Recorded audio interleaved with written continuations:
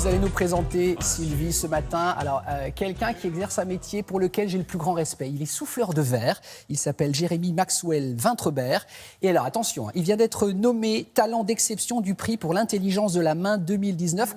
On est d'accord, Sylvie, que c'est une reconnaissance absolue. Ah mais c'est le top au niveau de la reconnaissance dans les métiers d'art aujourd'hui. Prix créé il y a 20 ans par la Fondation Bettencourt-Schweller. Prix qui récompense effectivement des talents d'exception, donc des artisans d'art de haut niveau. Aussi un prix dialogue, c'est-à-dire le dialogue entre un designer et un artisan d'art. Et puis un troisième prix qui est le prix parcours. Alors là, on s'est intéressé, justement, vous le disiez, à ce souffleur de verre qui, quand il m'a annoncé qu'il avait le prix, mais je vous jure, j'ai eu les poils, les larmes. Exactement. D'abord parce que je suis son travail depuis très longtemps, parce que c'est un jeune homme, enfin il a 38 ans. Mais c'est très jeune, c'est un enfant. C'est un enfant, effectivement, qui a eu un parcours, il mérite ce prix, voilà. Il s'est accroché, je crois. Il s'est accroché, parce qu'il ne l'a pas eu tout de suite. Il l'a proposé plusieurs fois, il a proposé plusieurs œuvres plusieurs fois. Donc c'est en plus un modèle pour les petits jeunes qui sont dans son atelier, qui bossent avec lui. Voilà, il a fait le tour du monde, il a travaillé avec plein de verriers partout, il a pris des idées, et puis après il a laissé aller sa créativité. Parce que Jérémy, en plus, il veut que l'artisan d'art soit reconnu comme artiste. C'est très important pour lui. Oui, mais c'est pas toujours souvent, le cas. ça peut être quand on considéré voit, comme vous allez technicien. voir ce qu'il va faire, c'est un véritable artiste. C'est un véritable artiste. On y va ? On y va. Allez. Le souffleur de verre à la bouche et à main levée, Jérémy Maxwell Vintrebert. Le prix de l'intelligence de la main de la Fondation Bettencourt-Schweller, je l'ai essayé 7 fois. J'ai été finaliste 4 fois. Et à chaque fois, évidemment, que j'ai perdu, pendant 3 jours, je me suis dit que je ne le referai plus jamais, ce prix. Puis évidemment, je suis assez déterminé et compétitif et j'ai des grands rêves, donc au bout de 3 jours, je m'y remets. Ce genre d'énergie est hyper important. Une fondation comme celle-là, elle contribue à ce que des gens comme moi et des jeunes qui se mettent à travailler avec leurs mains ont un futur. Et ça, c'est hyper important. Donc de faire partie de cette histoire-là maintenant, c'est vraiment un honneur de dingue.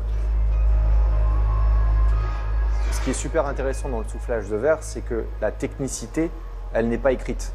C'est-à-dire que la transmission de la technicité se fait par le geste et souvent juste l'imitation.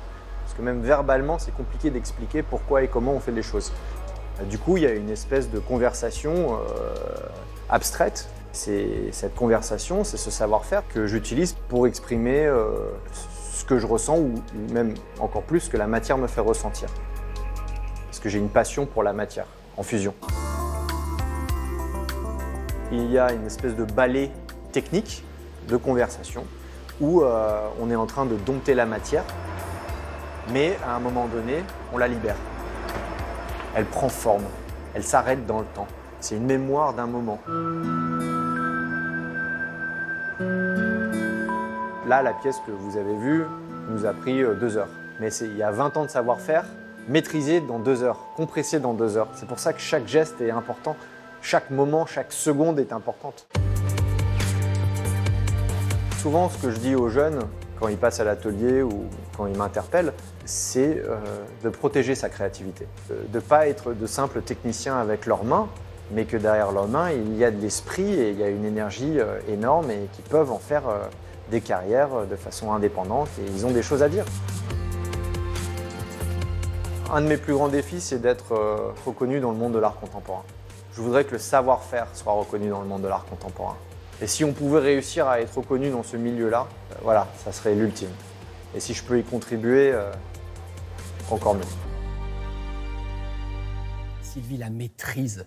Pour moi, c'est de la magie, c'est extraordinaire parce qu'il faut souffler, mais en même temps, il faut tourner. C'est-à-dire autrement, si c'est pas régulier, j'imagine que c'est tout tordu, enfin ça va pas du tout, quoi. Ah bah ça, je vous confirme. Moi, j'ai essayé déjà, je sais pas. Ah si, Jérémy, envoyez-nous la pièce qu'a soufflé Sylvie. Non, j'ai pas soufflé chez Jérémy. Ah bon. Non. Il a un atelier, ce garçon, et un showroom. Il a les Oui, deux. voilà, en fait, il a les deux. Et vous savez, dans ce quartier qui est vraiment le quartier des métiers d'art à Paris, là, sous les arcades, dans le et 12e. qu'on peut même aller le voir filmer, souffler. D'ailleurs, c'est rigolo parce qu'il y a plein de petites mains d'enfants à hauteur de vitrine. de vitrines. Ah, c'est génial. Il crée des vocations en plus de tout ça, Jérémy.